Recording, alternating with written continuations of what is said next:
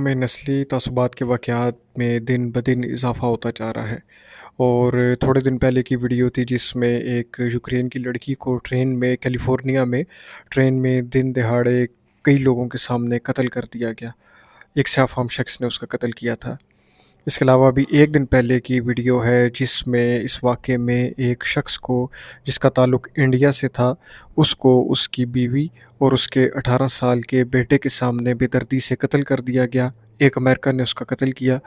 نہ صرف اس کا قتل کیا بلکہ اس کی گردن کاٹ دی تیز دھار آلے سے، اور اس کی گردن جس تیز دھار آلے سے اس پہ حملہ کیا کاٹی، اس کے بعد اس کی گردن کو فٹ بال کی طرح کک کیا۔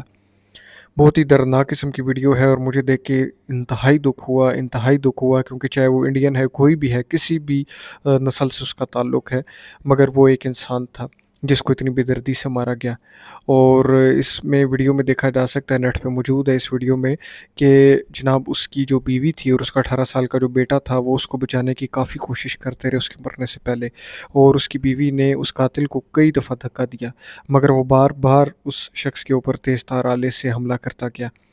اور اس کو زخمی کرتا گیا۔ اس کے بعد یہ ہے کہ آخر کار اس کی بیوی اور اس کا جو بیٹا تھا وہ اس کو نہیں بچا سکے، اس شخص نے اس کی گردن بھی کاٹ دی اور اس کی گردن کو فٹ بال کی طرح کک کیا،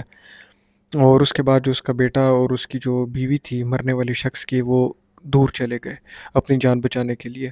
کس قدر افسوس کی بات ہے، کس قدر دکھ کی بات ہے کہ یہ مطلب نسل پرستی انسانوں کو، لوگوں کو کس طرف لے کر جا رہی ہے کہ ایک جیتا جاگتا انسان جس کی بیوی اس کے سامنے ہے، جس کا 18 سال کا جوان بیٹا اس کے سامنے ہے، ان دونوں کے سامنے اس کا قتل کیا گیا جس میں اس کا کوئی قصور نہیں تھا۔ اس شخص کا